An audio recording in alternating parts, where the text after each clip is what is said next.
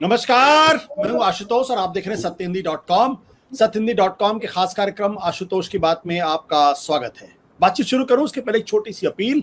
सत्यहिंदी.com के आपके मदद की जरूरत है। आप हमें आर्थिक मदद करें, हमें आर्थिक डोनेशन दें, आर्थिक सहायता करें, सत्य हिंदी के सदस्य बने। इससे सत्य हिंदी को बेबाकी के साथ, निडरता के साथ और ईमानदारी के साथ अपनी बात कहने का जो हौसला है वो बढ़ता है। साथ ही साथ सत्य हिंदी का मोबाइल ऐप भी आया हुआ है, उसको भी आप डाउनलोड कर सकते हैं। ऐसा करके आप न केवल सत्य हिंदी की बल्कि पूरी भारतीय पत्रकारिता में एक महती भूमिका अदा कर सकते हैं। और अब आज की बातचीत शुरू करते हैं। आपको मालूम है, ये बताने की जरूरत नहीं कि कोरोना कितना भयानक और कितना विकराल रूप ले चुका है। इतनी बेबसी, इतना असहायपन, इतनी विवशता जिंदगी में हम लोगों ने शायद पहले कभी नहीं झेली होगी। अस्पतालों में बेड नहीं है, बाजार में दवाएं नहीं है, ऑक्सीजन की कमी है और ऑक्सीजन की कमी से लोग तड़प तड़प के मर रहे हैं। अगर कोई किसी की मदद भी करना चाह रहा है तो भी मदद नहीं कर पा रहा है। और हमारे राजनेता हैं जो राजनीति करने से बाज नहीं आ रहे हैं। कोई ऑक्सीजन के नाम पे राजनीति कर रहा है तो कोई किसी और चीज के नाम पे राजनीति कर रहा है। और इस पूरे मामले में अब पहली बार ऐसा लग रहा है कि अदालतों ने कुछ निर्णायक भूमिका अदा करनी शुरू कर दी। सुप्रीम कोर्ट के साथ साथ देश के 7 बड़े हाई कोर्ट्स ने सरकारों की जिम्मेदारी और जवाबदेही तय करनी शुरू कर दी। मद्रास हाई कोर्ट ने एक बहुत जबरदस्त एक तरीके से ऑब्जर्वेशन दिया। उन्होंने इलेक्शन कमीशन को जिम्मेदार ठहराया और यह कहा कि जिस तरीके से कोरोना फैला है, क्यों ना इलेक्शन कमीशन के अधिकारियों के खिलाफ हत्या का मुकदमा दर्ज करना चाहिए। सुप्रीम कोर्ट में मामला की सुनवाई हुई और सुप्रीम कोर्ट ने केंद्र सरकार से जवाब मांगा है ऑक्सीजन को लेकर, जवाब मांगा है वैक्सीन को लेकर, वैक्सीन के प्राइसेस को लेकर, और जो अस्पताल है उनमें बेड्स को लेकर, और पूरे देश के राज्यों में जो मेडिकल सुविधाएं हैं उनको लेकर।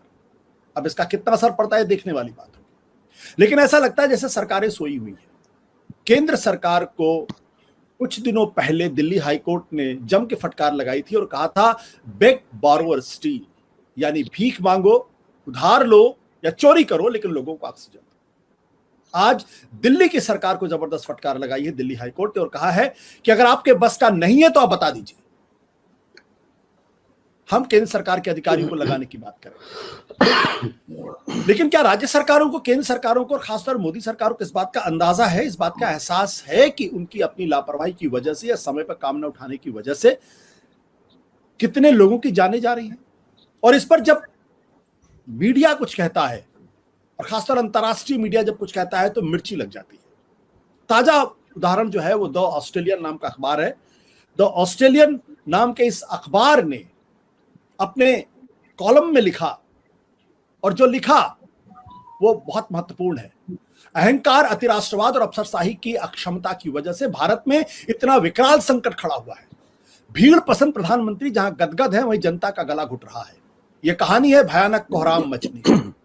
और जब द ऑस्ट्रेलियन ने यह बात लिखी तो उसके बाद ऑस्ट्रेलिया में भारत के हाई कमिश्नर ने वहां के संपादक को चिट्ठी लिखकर कहा कि जो बातें आप कह रहे हैं ये दरअसल बेबुनियाद बातें हैं, सही बातें नहीं, तथ्यों पर आधारित नहीं है। लेकिन जो बातें यहां लिखी गई हैं उनमें कितनी सच्चाई है मैं आज अपने तमाम जो मेहमान हैं उनसे पूछूंगा।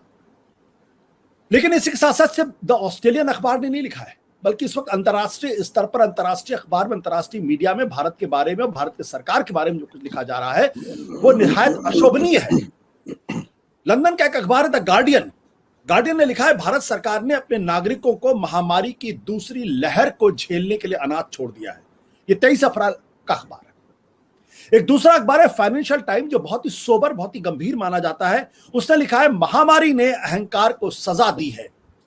नरेंद्र मोदी दुनिया के पहले नेता नहीं है जिन्हें बहुत देर से कदम उठाने या फिर बहुत जल्दी विजय की घोषणा करने की कीमत चुकानी पड़ रही है। मोदी सरकार ने कुछ बेहद अहम गलतियां की हैं। 26 अप्रैल की बात, द इकोनॉमिस्ट, जिसको दुनिया के सबसे बेहतरीन पत्रिकाओं में गिना जाता है, उसने लिखा सरकार का ध्यान भटकने और आलस की वजह से कोरोना विकराल हुआ है। न्यूयॉर्क टाइम्स ने 27 अप्रैल को लिखा है सरकार साल की शुरुआत में ऐसे बर्ताव कर रही थी जैसे कि कोरोना पर फतह पा ली गई है। वो बड़ी रैलियां कर रही थी और कुंभ जैसे विशाल धार्मिक आयोजन को अनुमति दे रही थी। लंदन का ही द टाइम्स लिखता है, भारत की दूसरी कोरोना लहर में लड़खड़ाते नरेंद्र मोदी। और अंत में गार्जियन एक बार फिर लिखता है, सिस्टम धराशायी हो गया और भारत कोविड के नरक में गिर गया। यह अंतरराष्ट्रीय स्तर पर टिप्पणियां जो भारत के बारे में, भारत की सरकार के बारे में, नरेंद्र मोदी के बारे में की जा रही है। जाहिर सी बात है, ऐसी टिप्पणियों को सुनने की आदत ना तो नरेंद्र मोदी की है, ना ही देश की सरकार पे है, ना ही भारतीय जनता पार्टी के अंदर। लेकिन दुखद पहलू यह है कि भारत का जो मीडिया है, खासतौर पर टेलीविजन मीडिया है, वो इस बारे में कुछ भी लिखने के लिए तैयार नहीं है और कुछ भी सरकार की जवाबदेही तय करने के लिए तैयार नहीं है। उसने एक नया शब्द निकाल लिया जिसका मतलब है सिस्टम। यानी दिक्कत प्रधानमंत्री की तरफ से नहीं, दिक्कत सरकार की तरफ से नहीं, दिक्कत एक सिस्टम की तरफ से। और कहने का मतलब यह, सिस्टम तो पिछले 70 सालों से काम कर रहा था। महत्वपूर्ण सवाल यह कि आज जो भारत का मीडिया है, क्या वो गुलामी के दौर से गुजर रहा है? उसमें इतनी हिम्मत क्यों नहीं? इसी में करेंगे चर्चा और बातचीत करेंगे। हमारे साथ जो तमाम मेहमान हैं हमारे साथ इस वक्त मौजूद हैं। आलोक जोशी, सीएनबीसी आवाज के पूर्व संपादक, टेलीविजन में लंबे समय तक काम कर चुके हैं, बीबीसी में काम किया उन्होंने। हमारे साथ संजय कुमार सिंह जी हैं, जो वैसे तो इकोनॉमिस्ट हैं, लेकिन ये रोज अखबारों के ऊपर कॉलम लिखते हैं, अखबारों में क्या क्या छपा, क्या क्या टिप्पणी उसके बाद। राजेश बादल जी हैं, जो वरिष्ठ पत्रकार हैं और ये एक्सचेंज फॉर मीडिया में मीडिया का कॉलम लिखते हैं। प्रेम कुमार जी हैं, जो सारे लगभग जो भारत के टीवी चैनल्स हैं और खासतौर पर राइट विंग टीवी चैनल्स हैं, उसमें बहुत मजबूती के साथ, ईमानदारी के साथ बात रखने की कोशिश करते हैं। इन्हीं सब पूछेंगे बातचीत। सबसे पहले प्रेम कुमार जी, जो बातें आज मैंने आपको द ऑस्ट्रेलियन के बारे में बताई जी, क्या वो बातें भारत के टीवी चैनल में को कहने की हिम्मत है क्या? ये कही जा रही है, नहीं कही जा रही? आशुतोष जी, मैं इसको दो हिस्सों में बांटकर देखता हूं कि वो पत्रकार जो जनता से इंटरैक्ट करते हैं, जनता के बीच रहते हैं और वो रिपोर्टिंग करते समय सच्चाई दिखाने की ईमानदारी से कोशिश करते हुए दिख रहे हैं अब भी, तभी हमें वो तस्वीरें भी सामने आ रही हैं और बहुत चीजें जिसको कि हम स्कैटर्ड वे में हमें मिल रही हैं। लेकिन मीडिया का जो काम होता है, उन सब चीजों, सारी तस्वीरों को समेट करके उसका जो समग्र रूप होता है, पैन इंडिया लेवल पर या पैन स्टेट लेवल पर दिखाना और बताना कि इसमें छिपी हुई बातें क्या हैं, इसके खतरे क्या हैं, इन सारी चीजों को वो काम करने में कहीं ना कहीं ये फेल हो रहा है।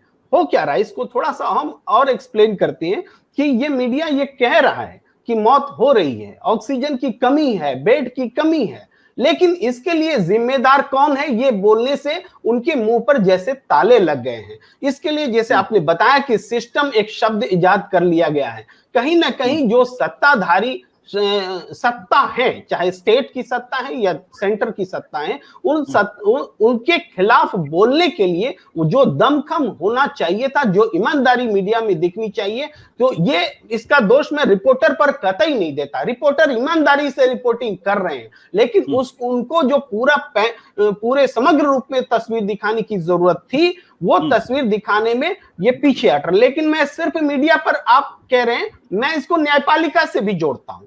न्यायपालिका आज दोषी ठहरा रहा है, कह रहा है कि जो ऑक्सीजन सप्लाई करने में बाधक है उसको हम लटकवा देंगे। वो कह रहा है कि जो अव्यवस्था है उसमें स्टेट गवर्नमेंट को वो लताड़ रहा है, लेकिन चुनाव आयोग को लताड़ रहा है। चुनाव आयोग निश्चित रूप से जिम्मेदार है, ये एक अलग उदाहरण, लेकिन समग्रता में जो इन सारे 7 स्टेट से ये आ रही है टिप्पणियां, सुप्रीम कोर्ट को जब कुछ बोलने का समय आया तो उसने सबको मिला करके, सारे केसेस को मिलाने की बात कह दी। और कहीं ना कहीं वो स्टेट ये उसी भाव को जो कनेक्ट करके पैन इंडिया लेवल पर इस संकट को समझना, इसको न्यायिक दृष्टिकोण से हल करने का जो कोशिश थी, उस कोशिश में सुप्रीम कोर्ट भी नहीं दिखा। मैं यहाँ मीडिया को भी उसी तरह से देख रहा हूँ, सुप्रीम कोर्ट को भी उसी तरह से देख रहा हूँ। जी प्रेम, जो बात आपने कही है, आलोक जी, चूंकि आपका टेलीविजन का लंबा चौड़ा इतिहास है, आपने बीबीसी में पत्रकारिता की, लंदन में आपने पत्रकारिता की, मैं फिर एक बार ऑस्ट्रेलियन के शब्द दोहराता हूं। अहंकार, अतिराष्ट्रवाद और अफसरशाही की अक्षमता की वजह से भारत में इतना विकराल संकट पैदा हुआ। भीड़ पसंद प्रधानमंत्री जहां गदगद है, वहीं जनता का गला घुट रहा है। क्या ये शब्द इस्तेमाल करने की हिम्मत आज की तारीख में भारत के किसी मीडिया में, चाहे टेलीविजन चैनल हो, चाहे अखबार हो, क्या उनके अंदर ये हिम्मत है क्या? देखिए आशुतोष, ये बहुत मतलब पुरानी बात है कि आप दूर बैठे हो तो किसी की आलोचना कर सकते हैं, और ये आज की बात नहीं, पुरानी बात है। इसलिए भारत में बीबीसी को बहुत लोग सुनते थे कि भाई क्योंकि बीबीसी लंदन से चलता है तो वो भारत के बारे में सच बता सकता है, उस दौर में जब सच पे पहरा लगा हो। तो इस वक्त कोई टाइम अखबार में या टाइम मैगजीन में, इकोनॉमिस्ट में या ऑस्ट्रेलियन में छप रहा है, तो इस पर बहुत आश्चर्य नहीं करना चाहिए। भाषा और शब्दों का चयन उनकी अपनी पसंद है लेखक की, उसको लेकर मैं टिप्पणी नहीं करना चाहता हूँ। लेकिन आप प्रधानमंत्री ने जो राष्ट्र के नाम संदेश दिया आखिरी, उसको याद करिए। अब तक वो अपने भाषणों में मीडिया शब्द इस्तेमाल करते हैं।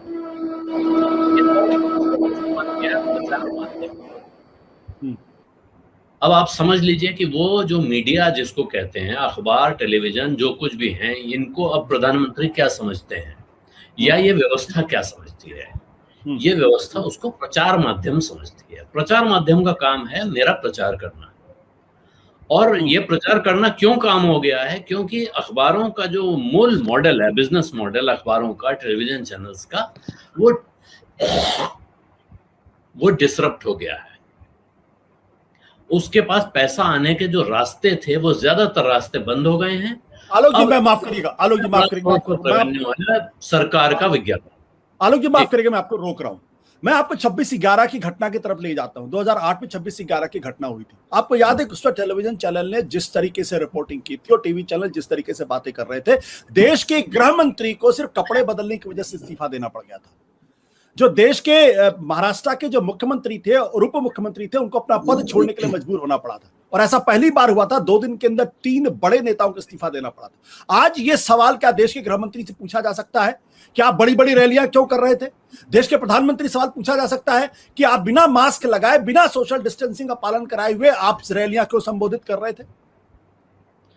नहीं पूछा जा सकता। इसमें कोई मतलब, ये मैं आपसे पूछूं, आप मुझसे पूछें, इसका कोई लाभ नहीं है। सबको मालूम है कि कोई सवाल नहीं पूछ सकता है। सवाल की कोई गुंजाइश बाकी नहीं है। जिस घटना का आप जिक्र कर रहे हैं, उस घटना के समय जो आज के भारत के प्रधानमंत्री हैं, वो गुजरात के मुख्यमंत्री होते थे, और वो गुजरात से मुंबई गए, और मुंबई में ताजमहल होटल के बाहर उन्होंने एक प्रेस कॉन्फ्रेंस की, जिसमें उन्होंने महाराष्ट्र की सरकार पे तमाम सवाल उठाए। ये किस प्रोटोकॉल के तहत आता था? किस तरह से ये बात सही थी? लेकिन ठीक है, क्योंकि वो उस वक्त उनका सूरज उफान पे था, तो लोगों को लगा बड़ा अच्छी बात है साहब, दूर दूर तक जाके सवाल उठाते हैं। आज की तारीख में कोई कौन कहां सवाल उठाएगा और किससे उठाएगा? आप दिल्ली की बात करिए, उत्तर प्रदेश की बात करिए, दूसरे राज्यों की बात करिए, हर राज्य की सरकार ने यह व्यवस्था कर रखी है कि उसके इलाके में जो अखबार निकलते हैं, जो चैनल हैं, उनका मुंह भर दिया जाए, उनका मुंह बंद कर दिया जाए। जो चैनल मुंह खोलने की कोशिश करते हैं, उनके पेट काट दिए जाए। उनको विज्ञापन न दिया जाएगा, न किसी को देने दिया जाएगा। प्राइवेट पार्टी भी विज्ञापन नहीं देगी। सिर्फ ये नहीं कि सरकार नहीं देगी। इस वक्त सरकार के बाद सबसे बड़ा विज्ञापनदाता कौन है इस देश में? वो हैं योग ऋषि बाबा रामदेव जी। वो भी एक तरह से सरकार ही है। आप या तो सरकार का प्रवचन सुनिए या उनका प्रवचन सुनिए चैनल पे। तो ये मॉडल खराब हो चुका है। लोग अपने कंटेंट के लिए पैसा देने को तैयार नहीं है। आप देख लीजिए, आप ये पोर्टल चला रहे हैं हिंदी, इस पे कितने लोग पैसा दे रहे हैं। तमाम जो लोग पोर्टल चला रहे हैं, अनेक पोर्टल्स ने कह दिया हम विज्ञापन नहीं लेंगे, हम बिल्कुल विज्ञापन नहीं लेंगे, क्योंकि हम नहीं चाहते हैं कि हमारा कंटेंट पोल्यूट हो। लेकिन जो विज्ञापन के भरोसे चल रहे हैं, जो बड़े भारत के सबसे बड़े मीडिया संस्थान, जिन्होंने कहा हुआ हमारा तो कारोबारी विज्ञापन का कारोबार, जो खाली जगह बचती है उसमें हम खबर भर देते हैं, तो वो तो विज्ञापन के भरोसे चलते हैं। तो भारत सरकार विज्ञापन दे रही है, वो उसका बाजा बजाएंगे। इसमें कोई आश्चर्य नहीं करना चाहिए, और इनसे किसी तरह के सवाल की उम्मीद करना खामख्याली है। सवाल हम करेंगे, आप करेंगे, अपने ट्विटर पे कीजिए, फेसबुक पे कीजिए, कल को सरकार उस पे भी पकड़ के आपको बंद करेगी। ठीक है राजेश जी, ये सवाल जो है, ये जो प्रश्न है, ये सिर्फ विज्ञापन का प्रश्न है, रेवेन्यू का प्रश्न है, या कुछ और है? देखिए, ये रेवेन्यू का प्रश्न तो निश्चित रूप से नहीं है। और ये प्रश्न है दरअसल, जब ऐसे नाजुक वक्त पे, ऐसे संवेदनशील अवसर पर हमने ये अक्सर पाया है कि भारतीय मीडिया, जैसे कि अभी आलोक बता रहे थे कि उस दिन मुंबई वाली घटना के बारे में, हमें याद है कि उस समय तो राम जेठमलानी ने ये कह दिया था कि पाकिस्तान का इसमें कोई हाथ नहीं है, और बाद में कसाब पकड़ा गया। तो मीडिया, लेकिन मैं कहना ये चाहता हूं कि जो मीडिया के अपने सरोकार रहे हैं, वो कम से कम कोरोना काल में हम लोगों ने बहुत ही गैर जिम्मेदारी के साथ व्यवहार किया है। हम लिख सकते हैं या नहीं, हम बोल सकते हैं या नहीं, ये तो दूसरी बात है, लेकिन क्या हमें वास्तव में उन संदर्भों को याद करने की जरूरत है जिन संदर्भों के चलते हम ये कह सकते हैं कि भारतीय मीडिया ठीक व्यवहार कर रहा है? उन संदर्भों को हमें याद करना पड़ेगा। क्या हम में से किसी ने याद करने की कोशिश की है कि भारतीय संविधान का धारा जो अनुच्छेद 21 है वो हमें स्वास्थ्य के लिए जो है गारंटी देता है, जीने के हक की गारंटी देता है। उसके बाद जो नीति निर्देशक तत्व है राज्य के 47 अनुच्छेद जो है उसमें वो कहता है कि ये मौलिक अधिकारों में शामिल किया जाना चाहिए। और माफ कीजिए, हम आज पिछले 5-6 वर्षों में अदालतों की भूमिका का सवाल कर रहे हैं। 1984 से लेकर के 1999 तक अगर आप आएंगे तो मैं कम से कम 5 बार ऐसे उदाहरण याद कर पा रहा हूं जब अदालतों ने इस तरह के फैसले दिए हैं कि भारत की स्वास्थ्य सेवाओं में अगर कोई गड़बड़ होती है तो वो सीधे सीधे केंद्र और राज्य की जिम्मेदारी है। बंगाल के एक मामले में तो कहा गया था, यहां तक कहा गया था कि अगर किसी को वक्त पे इलाज आप नहीं दे सकते हैं तो वो फांसी देने से भी कहीं ज्यादा क्रूर व्यवस्था है। ये बंगाल में दुर्गापुर वाला जो मामला हुआ था, मैं उसकी याद कर पा रहा हूं। उसके बाद 84 में, 86 में, 87 में, 92 में और 99 में सुप्रीम कोर्ट ने इतनी तीखी टिप्पणियां की हैं कि मतलब अब तो हम नहीं देख पा रहे हैं कि इस तरह से जो है व्यवस्था हुई है। लेकिन यही सरकार है जिसने 2018 में एक हेल्थ चार्टर, 2018 में, अभी ज्यादा दिन नहीं हुए हैं, अभी 3 साल 2.5 साल 3 साल पहले की बात है, तो 2018 में इस चार्टर के बारे में उन्होंने बहुत सारे पॉइंट उठाए हैं। और इस सरकार ने वादा किया है कि जो हम मरीजों के लिए, जो बीमारों के लिए, जो पीड़ित मानवता की सेवा के लिए ये करेंगे, ये करना चाहिए, उनका आप इस्तेमाल नहीं कर पा रहे हैं, उनको आप भूल गए हैं, उनकी आपने धज्जियां उड़ा दी हैं। तो अगर आप अपने ही इस तरह की बातों पर करते हैं और मीडिया अगर इसको याद ना करे तो इसमें सरकार की गलती तो नहीं है। हम कहां बैठे हुए हैं जो हम इन संदर्भों को भूल जाते हैं, हम इन उदाहरणों को भूल जाते हैं और हम इन उदाहरणों के जरिए सरकार को सबक सिखाने की कोशिश तक नहीं करते। हर मामले में रेवेन्यू नहीं होता, हर मामले में टीआरपी नहीं होती, हर मामले में कोई राजनीतिक दबाव भी नहीं होता। माफ कीजिए, मैं तो लिख रहा हूं और धड़ल्ले से लिख रहा हूं, कोई मेरे ऊपर अभी तक दबाव फिलहाल तो नहीं आया। जी नहीं, बिल्कुल बिल्कुल राजेश जी, ये बात आप कह रहे हैं। शरद जी, मैं कह रहा हूं कि भारत का जो मीडिया है और खासतौर टेलीविजन चैनल इतना तो कह सकता है ना कि नरेंद्र मोदी जी आप जिम्मेदार है, सरकार जिम्मेदार है। मैं नहीं कहता हूं कि आप उन शब्दों का इस्तेमाल, जिन शब्दों का इस्तेमाल फॉरेन का मीडिया करता है, मैं बिल्कुल नहीं कहता हूं। लेकिन जो बातें मनमोहन सिंह के जमाने में रोज इस्तीफे मांगे जा रहे थे, किसी को भी भ्रष्टाचार के आरोप लगते तो रोज मनमोहन सिंह के इस्तीफे मांगे जाते थे। टीवी चैनल के संपादक, बड़े बड़े संपादक, एंकर बैठ के रोज इस्तीफे मांगा करते थे। आज वो ये कहने के लिए तैयार नहीं है कि भाई अमित शाह जी आप जिम्मेदार हैं या नरेंद्र मोदी जी आप जिम्मेदार हैं या आपकी जिम्मेदारी बनती है। मैं कहता हूं नहीं जिम्मेदार, आपकी जिम्मेदारी बनती है। ये कहने की हिम्मत क्यों नहीं? आपको अपने आप को अनम्यूट करना पड़ेगा। शरद जी, आपको अनम्यूट करना पड़ेगा अपने आप को। हो गया? हाँ, अब आ रही है आवाज? जी आ रही है। देखिए, ये जो व्यवस्था जो एस्टैब्लिश करी है सरकार ने कि मीडिया के ऊपर कंप्लीट शिकंजा, ये over a period of time करा गया है। और आप देखिए, सबसे पहला ये कुछ मुझे तो बार बार रिमाइंड करता है, आप सबने जर्मनी की हिस्ट्री पढ़ी होगी, वहां भी 1930s में इसी तरीके के काम हुए थे। और सबसे पहले मीडिया पे कंट्रोल किया गया था, क्योंकि जब आप मीडिया पे कंट्रोल कर लें तो इंफॉर्मेशन वही बाहर जाती है जो आप चाहते हैं और जिस तरह से आप चाहते हैं। तो ये एक, मेरा ख्याल एक डिजाइन के तहत किया गया था और उसमें सब कुछ साम दाम दंड भेद सब इस्तेमाल किया गया। और जब कंप्लीट कंट्रोल हो गया मीडिया पे, ऑपोजिशन तो डेड हो चुका था। तो जब आपके पास पूरा कंट्रोल हो गया सूचना पे, इंफॉर्मेशन के आउटफ्लो पे, वर्ड के आउटफ्लो पे, तो आप डिक्टेट करने लगे टर्म्स। मीडिया, ये ठीक है कि पैसे का इस्तेमाल हुआ, डर का भी इस्तेमाल किया गया, दोनों चीजें करी गई। जहां पैसा काम कर गया और जहां भय काम किया, मतलब भय और लालच, दोनों चीजों का खुल के इस्तेमाल किया गया। इसमें मीडिया के जो बड़े बड़े बैरन्स हैं वो ज्यादा रिस्पॉन्सिबल है इसके लिए।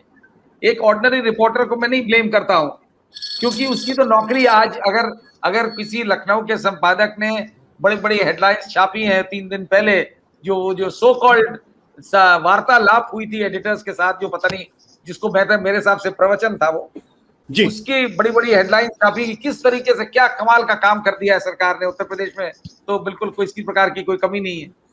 मुझे लगता है उसके लिए उस संपादक तक को भी ब्लेम नहीं किया जा सकता है, क्योंकि जो डिक्टेट दिए जाते हैं, अभी ठीक है कि अब पत्रकारिता अगर खत्म हो गई है तो ऐसे अगर थोड़ी सी अंदर से कॉन्शियस है तो लोगों को बजाय उसके पत्रकारिता छोड़ के कोई और काम कर लेना चाहिए। जब आप बोल नहीं सकते, लिख नहीं सकते, तो पत्रकारिता तो है नहीं, वो तो पीआरशिप कर रहे हैं आप जी।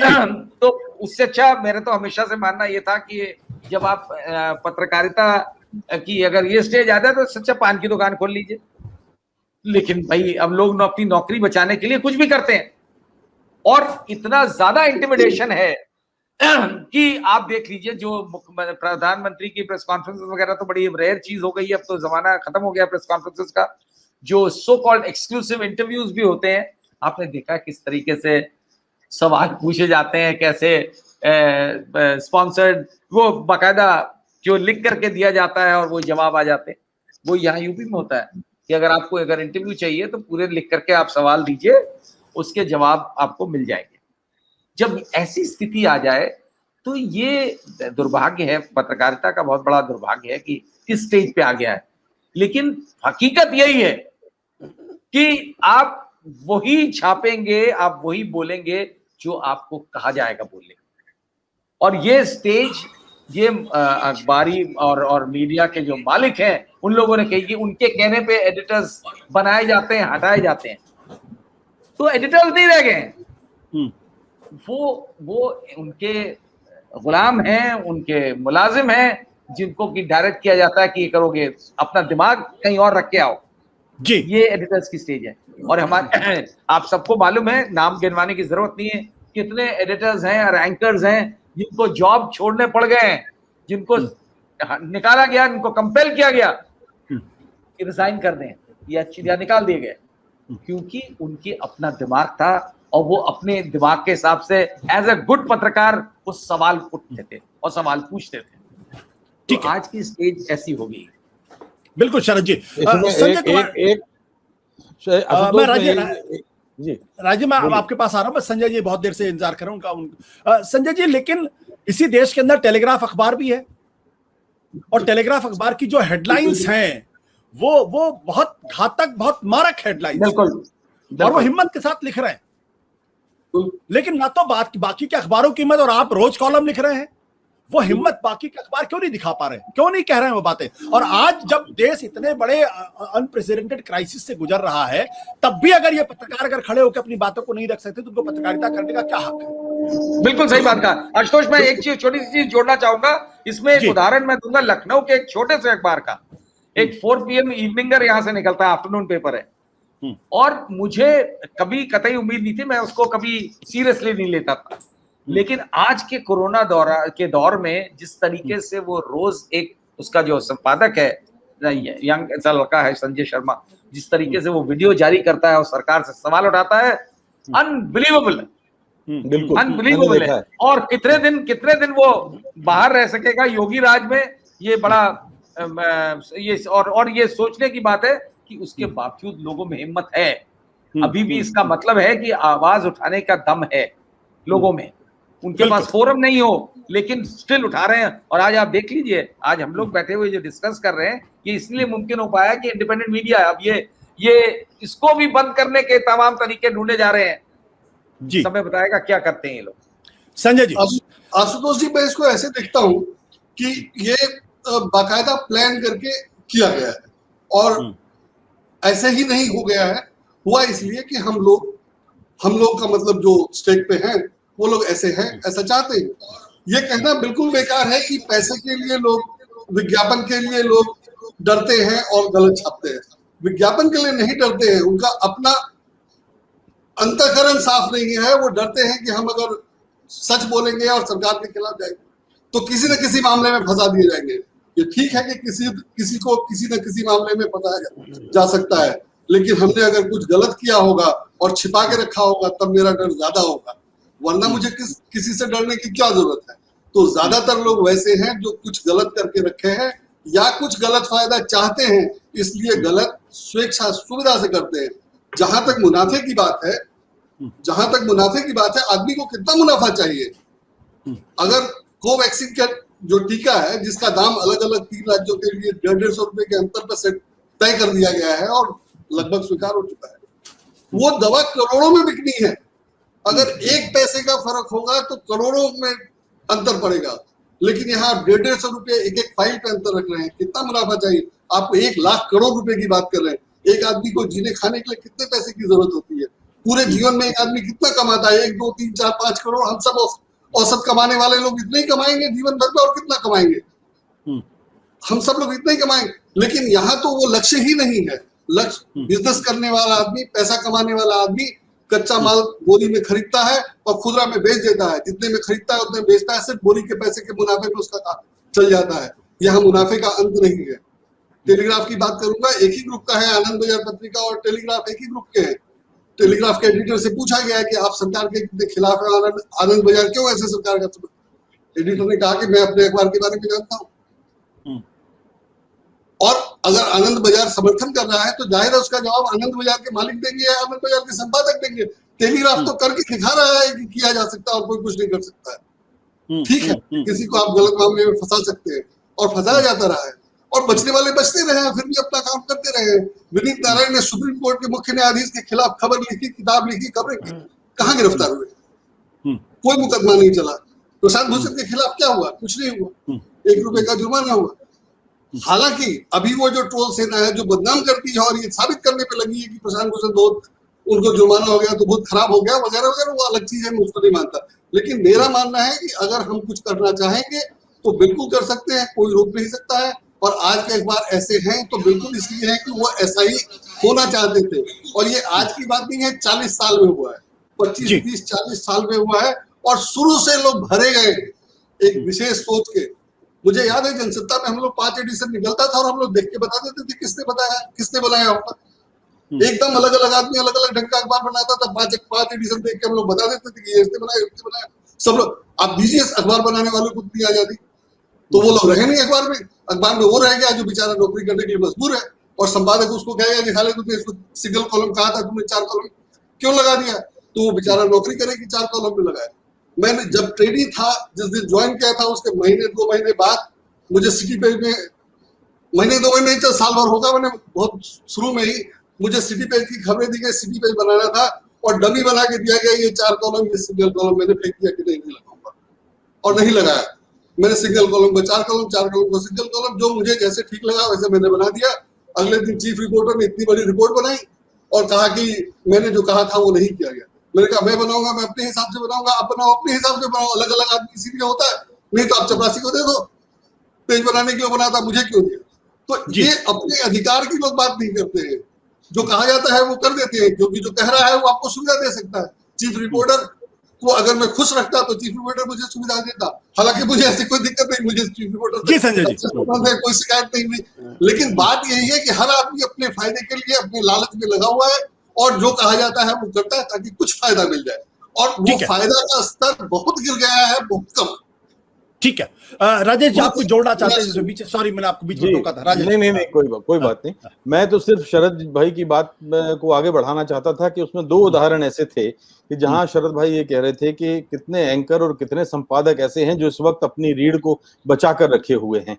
मैं ऐसी सूरत में मैं याद कर पा रहा हूं कि जब ऐसी खबरें आती हैं जो हकीकत बयान करती हैं, जो आईना दिखाती हैं सरकार को और व्यवस्था को, तो हमारे ही बीच में से ऐसी आवाजें भी आती हैं और ऐसे वरिष्ठ लोग भी हैं जो कहते हैं कि ऐसे अधिकारों को पर सस्पेंड कर दीजिए, निलंबित कर दीजिए, ये जानते हुए भारत के मौलिक अधिकार और भारत के संविधान में ऐसा कोई इलेक्टेड गवर्नमेंट कर नहीं सकती ऐसा संवैधानिक रूप से। और अगर संवैधानिक रूप से सरकार ऐसा करेगी तो वो अध्यादेश गिर जाएगा, राष्ट्रपति ही क्यों ना जारी करे, संसद में उनको पहले करना पड़ेगा, जो वो कर नहीं सकते।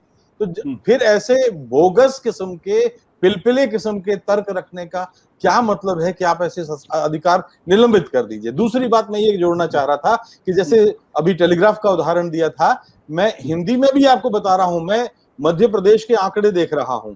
न जाने क्या हो गया है सरकार को कि जो सरकारी आंकड़े आते हैं 8, 9, 7, 8, 9, और दूसरी तरफ एक अखबार है जो शमशानों की चिताओं के फोटो छाप रहा है, जो कोविड प्रोटोकॉल के तहत अंतिम संस्कार होते हैं वो 100-150 के रोज, मतलब एक भोपाल शहर में अकेले ऐसे अंतिम संस्कार हो रहे हैं। तो ऐसे हिंदी के अखबारों में अभी ये साहस देख के मुझे थोड़ा सा ठीक भी लग रहा है कि कम से कम कोई एक ऐसा है जो आवाज भी उठा रहा है और ये बता रहा है। लेकिन ये जो षड्यंत्र हो रहा है कि ये लगातार कम दिखाने का माजरा क्या है, क्यों दिखाया जा रहा है। दूसरी चीज, मीडिया ये कहीं नहीं आई है कि इन दिनों आरटीपीसीआर के टेस्ट बंद क्यों हो गए हैं, कहीं छप रहा है अचानक आरटीपीसीआर के टेस्ट कम कर दिए गए हैं। कम टेस्ट होंगे, कम पॉजिटिव आएंगे, लोग मर रहे हैं, बढ़ाए जाने चाहिए थे टेस्ट, जिन अस्पतालों में टेस्ट हो रहे थे उनमें कम कर दिए हैं। ये बातें क्यों नहीं आ रही हैं, ये भी एक, मैं ये बात शरद भाई की बातों में जोड़ना चाहता था। ये बात आलू जी, जो बात राजेश जी ने अभी की है कि जिनका नाम इन्होंने नहीं लिया है, लेकिन दरअसल वो कई अखबारों के संपादक रह चुके हैं, और यही नहीं, एडिटर्स गिल्ड ऑफ इंडिया के चेयरमैन भी रह चुके हैं। अब वो बाकायदा ट्वीट करके कहते हैं कि कुछ तो रिस्ट्रिक्शंस एक्सप्रेशन के उसके अधिकार पर लगना चाहिए। आज के समय में जबकि सरकारों की जवाबदेही स्पष्ट करनी चाहिए, सरकारों से पूछना चाहिए कि इतनी बड़ी क्राइसिस हो रही है, लोग रोज मर रहे हैं, लोगों को चिताओं की जगह नहीं मिल रही है, और आप एक्सप्रेशन के उस पर लगाने की बात करते हैं। मीडिया का एक बहुत बड़ा तबका है जो कहते हैं आप लोग नेगेटिविटी फैला रहे हैं, आप सकारात्मक बातें करिए। देखिए, ये सकारात्मक बातें हैं, पॉजिटिविटी फैलाने वाला तो एक दूसरा, एक पूरा अलग तबका है, और उसकी वजह मैं बताऊं। अभी राजेश जी ने बात की, शरद प्रधान ने भी बात की, संजय भी जब पत्रकारिता में आए, करीब करीब हमारी उम्र के, हमारे साथ आए होंगे, तो उस वक्त तक पत्रकारिता में जो आने वाले लोग थे उनके अंदर कुछ पैशन हुआ करता था। मेरा अपना ये मानना है, मैं किसी पैशन से आया था। मैं यहाँ उस वक्त ऐसा ग्लैमर नहीं होता था कि हम ग्लैमर की तलाश में आते थे। आज की तारीख में बहुत बड़ी संख्या में लोग हैं जो ग्लैमर से आए हुए हैं, बहुत बड़े लोग हैं जो करियर देख के आए हुए हैं, बहुत से लोग हैं अखबारों में, टेलीविजन चैनलों में, जिनको दरअसल, जिनके लिए पत्रकारिता कोई धर्म नहीं है, जो उस प्लेटफॉर्म को देख के आए हैं, जो उस चमक दमक को देख के आए हैं। और उनमें से बहुत से लोग ऐसे भी हैं जिनको, जो आए नहीं है, जिनको लाया गया है। जिन संपादकों का जिक्र किया शरद जी ने कि कुछ संपादकों को नौकरी छोड़ने पे मजबूर होना पड़ा, कुछ को निकाल दिया गया, बहुत सारे लोगों को संपादक बनाया भी गया। ये वो लोग हैं जो संपादक नहीं, जिंदगी में कभी नहीं बन सकते थे अगर उनको बनाया नहीं जाता। तो उनका धर्म है कि अब जिन्होंने उनको इस कुर्सी पे बैठा दिया है उसकी सेवा करें। जिन सज्जन का नाम आप नहीं ले रहे हैं, मैंने भी नहीं लिया, राजेश जी ने भी नहीं लिया, वो 40 साल तक भारतीय कांग्रेस पार्टी की सरकार में तमाम मंत्रियों के आगे पीछे पूंछ हिलाते घूमा करते थे। उन्होंने सब कुछ हासिल किया है उन सरकारों से, वो पद्मश्री भी पाए हैं, और वो आज की तारीख में फिर इस सरकार से भी कुछ चाहते हैं। और अभी 6 महीने पहले तक वो कांग्रेस पार्टी से कुछ चाहते थे जो उन्हें नहीं मिल पाया, जिसके बाद अचानक वो और मुखर हो गए हैं। एक पद था कांग्रेस पार्टी के पास जो किसी और को मिल गया, जिस वजह से उनके अंदर ही अचानक भड़ास बढ़ गई है कि वो अब पूरी तरह मीडिया के ही खिलाफ हो गए कि भाई मीडिया का गला घोट दो। सीधी बात उनका कहना यह है कि अभिव्यक्ति की स्वतंत्रता में कुछ समय के लिए सस्पेंड कर दिया जाना चाहिए। मतलब शर्म आनी चाहिए, पत्रकार होकर आप ये कह रहे हैं, किसी चीज पे सवाल उठाएं। दूसरी तरफ फिर लेकिन रोशनी की किरणें हैं, जो अभी राजेश जी ने जिक्र किया। दैनिक भास्कर बड़ा अखबार है, बहुत उनके बड़े मालिकों को बड़ा भारी कोई पत्रकारिता धर्म के लिए नहीं जाना जाता है, बड़ा भारी कारोबार खड़ा किया है इसके लिए जाना जाता है, लेकिन इसके बावजूद उसने हिम्मत दिखाई है। वो अखबार में बड़े बड़े साइज में खबर छापी है कि जितने आंकड़े दिखाए जा रहे हैं उसके 5 गुना लोग कोरोना से मर रहे हैं। ये न्यूयॉर्क टाइम्स की खबर है जो दैनिक भास्कर ने छापी है, लेकिन ये छापना भी कम हिम्मत का काम नहीं है। वित्त मंत्री निर्मला सीतारमण के पति परकला प्रभाकर का जो ब्लॉग है उसको हिंदी अनुवाद करके भी दैनिक भास्कर ने ही छापा है। तो ये भी हिम्मत की बात है। मीडिया का काम क्या, मीडिया का काम माध्यम है, तो माध्यम का काम अगर वो कर रहा है तो मेरा मानना है कि वो साथ में विज्ञापन भी जुटा रहा है, पैसे भी कमा रहा है, तो कोई हर्जा नहीं है उसमें। अगर वो उतना काम कर रहा है जितना उससे अपेक्षित है, जितनी उससे उम्मीद की जाती है, अगर वो तथ्य बताता है, सच बताता है, तो वो जैसी टिप्पणी द ऑस्ट्रेलियन कर रहा है वैसी टिप्पणी न भी करे, तब भी मैं समझता हूं कि वो अखबार है और वो अपना धर्म निभा रहा है। वो सिर्फ तथ्य बता दे, क्योंकि तथ्यों में बहुत वजन होता है। अगर आप सच सामने रख देते हैं तो इंसान को पता है कि उसको कैसे एनालाइज करना है।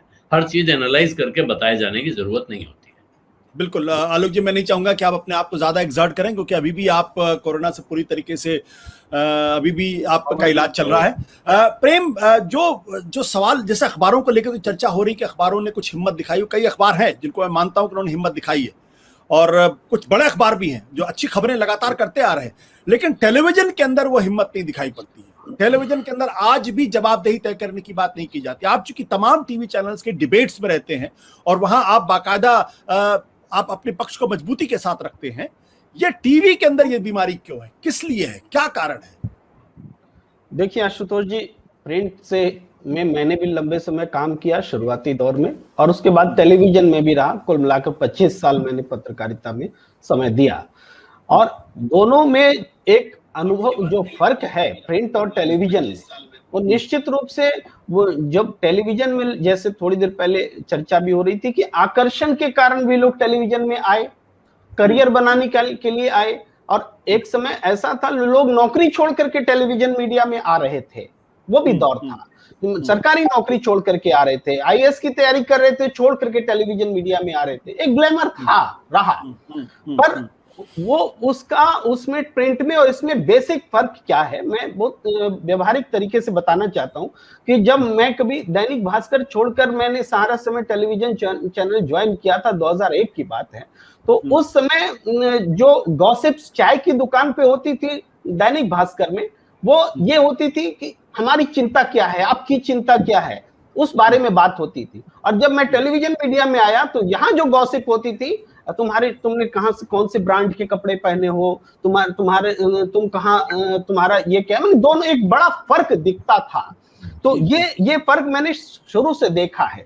तो जाहिर बात है कि जो संस्कार प्रिंट मीडिया ने लंबे समय से, आजादी के समय के पहले से ही जो लिए और उसको लेकर कैरी कर रहे हैं, वो संस्कार बहुत मजबूत हैं, आज भी मजबूत हैं। यही कारण है कि तमाम दबावों के बावजूद, चाहे वो इमरजेंसी का दौर रहा हो या आज घोषित इमरजेंसी का दौर हो, तमाम दबावों के बावजूद प्रिंट मीडिया में कुछ चीजें बची हुई रह जाती है, दिख जाती है। एब्सोल्युटली तो ये कभी नहीं हो पाएगा कि कोई मीडिया को दबा दे, कभी नहीं हो सकता। और ना एब्सोल्युटली ये हो सकता है कि कोई मीडिया को खरीद ले, ये भी नहीं हो सकता। तो टेलीविजन मीडिया के साथ क्या है, देखिए यहाँ मैं इन्वेस्टमेंट, निवेश को इंपॉर्टेंट मानता हूं। देखिए इसमें इन्वेस्टमेंट इतना ज्यादा आ गया, बड़े बड़े कॉर्पोरेट हाउसेस इसको ओन करने लगे, नेताओं की इन्वेस्टमेंट होने लगी, तो जाहिर है कि निष्ठा बदल गई। अब उनको पत्रकार नहीं चाहिए, अब उनको टेलीविजन मीडिया को तरह तरह से रंगीन बनाने के लिए, हर 3 सेकंड्स पर वेरिएशंस लाने के लिए, इमोशंस के तौर पर या किसी और तरीके पर चिल्लाने वाला एंकर तक हम पहुंच गए। जबकि नम्रता से बात की जाती थी। आपको याद होगा, आप तो आज तक की शुरुआती टीम में रहे, जबकि शुरुआत हुई थी आज तक की, तो जो बोलचाल की भाषा थी उसको भी हम लोगों ने, जनता ने व्यापक रूप में स्वागत किया, लेकिन हमारी मानसिकता होती थी कि कोई टाई पहनकर आए और एंकर बने और एंकरिंग करे। उस दौर से लेके आज कहां पहुंच गया। तो ये जो बदलाव मैं बता रहा हूं या देख पा रहा हूं, आप सब देख पा रहे हैं, तो वो इसमें क्या है कि आज जो सत्ता के खिलाफ बोलने का जो साहस चाहिए, उसी का तो सवाल है, उसी की तो हम चिंता करें। लेकिन मैं आज भी कहता हूं कि टेलीविजन मीडिया में ऐसे पत्रकार हैं जो कि सत्ता के खिलाफ बोलते हैं, बोलना चाहते हैं, और समय समय पर आपने देखा होगा किसान आंदोलन के समय नौकरी को लात भी मारा है। ऐसे भी पत्रकार हैं, लेकिन उनको संघर्ष करना पड़ता है। ये चीजें हैं, आज भी मैं कह रहा हूं कि चीजें आ रही हैं, तभी तो हम बात कर रहे हैं कि लाशें इतनी जली, चिताएं इतनी जली, और सरकार गलत बोल रही, सरकार झूठ बोल रही, सरकार के झूठ पकड़े जा रहे हैं, तो उसका भी कारण मीडिया है। और सरकार पर उंगली नहीं उठाई जा रही है तो उसके लिए भी मीडिया पर सवाल है। लेकिन मीडिया इकलौता चीज नहीं है, इकलौता एरिया नहीं है जहां पर ये बातें, सारे क्षेत्र में ये चीजें लागू हो रही है। बिल्कुल प्रेम, मैं आपकी बात से सहमत हूं। शरद जी, मैं संक्षेप में चाहूंगा, उसके बाद संजय जी के पास जाऊंगा। जो बुनियादी सवाल इस बात को लेकर ये कि पत्रकार डर जाए, ये तो समझ में आता है, पत्रकार किसी को जिम्मेदार न ठहराए, ये भी समझ में आता है, लेकिन पत्रकार पूरी तरीके से सांप्रदायिक हो जाए, वो वही भाषा बोलने लगे जो सरकार बोलती है, बोलना चाहती है, यह बिल्कुल नया फिनोमिनन है। आपको अपने को अनम्यूट करना पड़ेगा शरद जी। अभी आपको देखिए आशुतोष, ये जो है, ये तो बहुत क्लोजली देख रहे हैं ये चीज, और मेरा मानना ये है कि ये तभी पॉसिबल है जब वो एंकर, वो पत्रकार, वो एडिटर कंप्लीटली बिक चुका हो। ये और किसी सूरत में पॉसिबल नहीं है। ये चेंज ऑफ आइडियोलॉजी नहीं है। ये जो ओवरनाइट चेंजेस इस तरह के देखे गए हैं, नाम अगर अब मुझे तो नाम लेने में भी कोई ग्रेज नहीं है, जिस तरीके के अर्नब गोस्वामी का एक उदाहरण है सबसे बड़ा, जिस तरीके की वो भाषा वही बोलेंगे जो सरकार उससे भी ज्यादा लाउडर बोलेंगे वो भाषा। ये तभी मुमकिन है जब कंप्लीटली सोल्ड हो आदमी, उसको मतलब इतना ज्यादा ओवरवेल्म्ड हो पैसे से। ये पैसे से ही हो सकता है, ये चेंज ऑफ हार्ट से नहीं होता है। ये केवल पैसा कर सकता है कि आपको इस कदर पैसा दे दिया जाए कि आप गुलाम बन जाएं, फिर आप हिज मास्टर्स वॉइस की तरीके से आप बोले। तो ये तभी पॉसिबल है। ये मुझे नहीं लगता कि किसी और सूरत में ये इस तरीके का चेंज, ट्रांसफॉर्मेशन पॉसिबल है। क्योंकि ये जब मैं आपको जब इस तरीके के और भी केसेस हैं, फिर वो होड़ लग जाती है कि उन्हें एक को देखा कि भाई ये तो यहां तक पहुंच गया, तो चलिए हम भी इसी रेस में दौड़ते हैं। इस तरह के कई एंकर्स हैं, आपके पुराने चैनल में भी हैं, जो बिल्कुल जिस तरह की ऐसा लगता है जैसे कि रेस है, हर आदमी वही बनना चाहता है। हर आदमी, चाहे वो टाइम्स नाउ के कई एंकर्स हों, आज तक के कई एंकर्स हों, इंडिया टुडे के कई एंकर्स हों, ये उस बीच में भी स्टिल कुछ एंकर्स हैं जो अपनी आवाज उठा रहे हैं। कभी कभी ताज्जुब होता है कि कैसे बोल लेंगे, तो शायद लगता है कि चैनल के ओनर्स जो हैं थोड़ा बैलेंस करने के लिए ऐसे लोगों को भी इजाजत दे रहे हैं। ठीक है, तो ये चलिए संजय जी, समय बिल्कुल हमारे पास खत्म हो रहा है। संजय जी, आपको क्या लगता है ये जो ट्रांसफॉर्मेशन है, जो पूरी तरीके से सरकार की भाषा बोलना ये बिल्कुल नया फिनोमेनन है, जो सरकार जो समाज को तोड़ने वाली बात भी करने लगे हैं और एक तबके विशेष को टारगेट करने की बात भी करने लगे हैं? मेरा मानना है कि बिल्कुल शुरू से ऐसे ही लोगों को रखा गया, बढ़ाया गया, और जिनकी हम आज तारीफ कर रहे हैं उनको कितना परेशान किया गया या उनको क्या मिला सामने है वो भी हम जानते हैं। कैसे परेशान किया जाता है वो सब हम लोग जानते हैं। बेसिक बात ये है कि अभी हम लोग जिन संपादक की बात कर रहे थे, जिनका नाम नहीं ले रहे थे, ज्यादातर संपादक वैसे ही रहे और उन्होंने अपने जैसे बिना रीढ़ वाले लोगों को आगे बढ़ाया, पाला पोसा और ये किया।